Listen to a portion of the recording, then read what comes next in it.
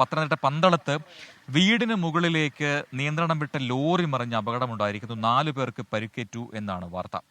ശ്രീകുമാറാണ് വിശദാംശങ്ങളുമായി ടെലിഫോൺ ലൈനിൽ ചേരുന്നത്. ശ്രീത്, എന്താണ് സംഭവിച്ചത്? എപ്പോഴായിരുന്നു ഈ അപകടം? ഏതാണ്ട് 1 മണിക്കൂർ മുൻപാണ് ഇത്തരത്തിലൊരു അപകട വാർത്ത പുറത്തു വരുന്നത്. പന്തളം കുരമ്പാല പത്തിപ്പടിയിലാണ് ഈ അപകടം ഉണ്ടായിരിക്കുന്നത്. വഴിയരികിൽ, സംസ്ഥാന പാതയുടെ അരികിലാണ് ഈ വീട് സ്ഥിതി ചെയ്യുന്നത്. ചുറ്റുമതിലുമൊന്നും ഇല്ലായിരുന്നു. എന്തായാലും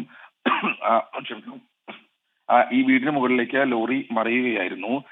ലോറി നിയന്ത്രണം വിട്ട് ഡ്രൈവർ ഉറങ്ങിപ്പോയതാണ് എന്നാണ് ഏറ്റവും ഒടുവിൽ മനസ്സിലാക്കുന്നത്. എന്തായാലും ഈ ഉള്ളിലുണ്ടായിരുന്ന 4 പേർക്കാണ് പരിക്കേറ്റിരിക്കുന്നത്. രാജേഷ്, മീന, മീനാക്ഷി, മീര എന്നീ പേരുകളാണ് ഇപ്പോൾ പുറത്തു വരുന്നത്. ഇതിൽ ചിലരുടെ പരിക്ക് ഗുരുതരമാണ് എന്നും പറയുന്നുണ്ട്. ഇവർ ആശുപത്രിയിലേക്ക് മാറ്റിയിട്ടുണ്ട്.